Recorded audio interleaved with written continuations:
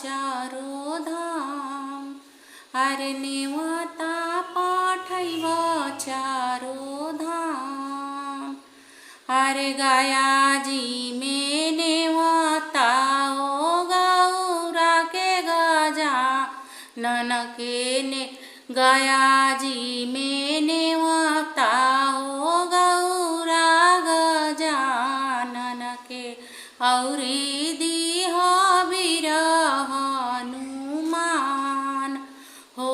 औरी दीह वीर हनुमान हो। काशी में दीह नौआ गंगा महारानिया के। औरी दीह बाबा भोलेनाथ हो। औरी दीह बाबा भोलेनाथ हो।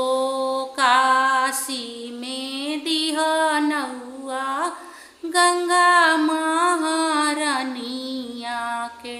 औरी दीह बाबा भोलेनाथ हो। औरी दीह बाबा भोलेनाथ हो।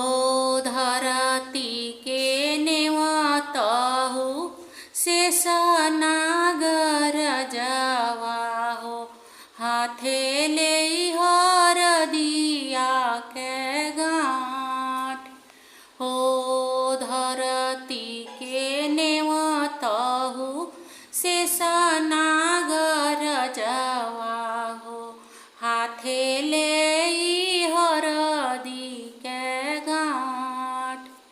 गया से आवे न गौरा गजानन हो।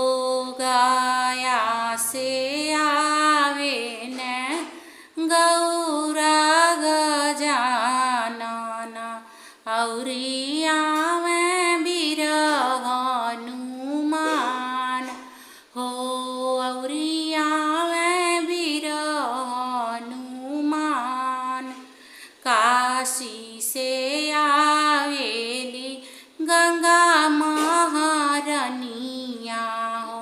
संघवा में आवे भोलेनाथ हो।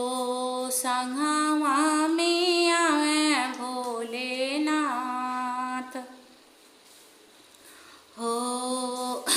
धरती से आवे न शेषनागर जावा हो।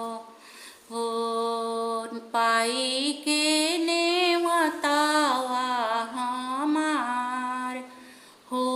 धरती से आवे न शेषनागर जावा हो। पाई के नेवतावा हमार हो। सब देव मिली जुली देवेल आशीषिया हो। सफल भइल पूर्ण भइल काज हो। सब देव मिली जुली देवेल आशीषिया हो।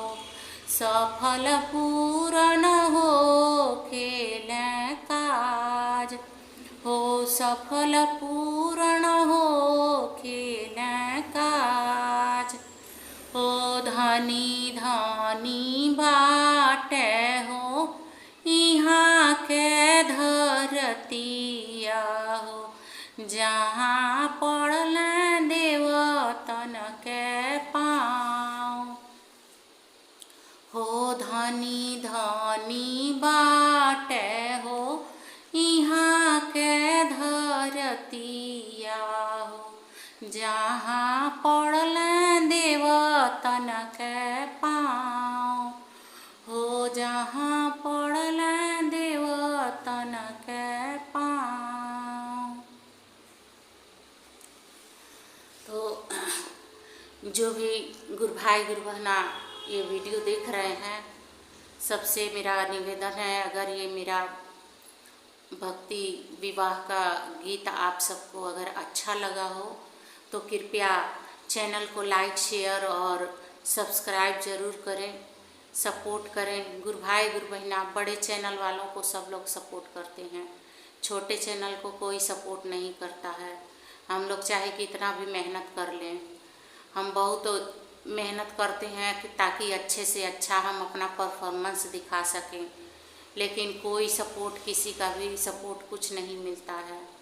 तो कृपया आप सब हमें सपोर्ट करें। भगवान भोलेनाथ शिव की कृपा आप सबके ऊपर सदैव बना रहे और जो भी यह वीडियो देख रहा है उन सभी भाई बहनों के ऊपर भगवान भोलेनाथ शिव की कृपा सदैव बना रहे। जय शिव गुरु।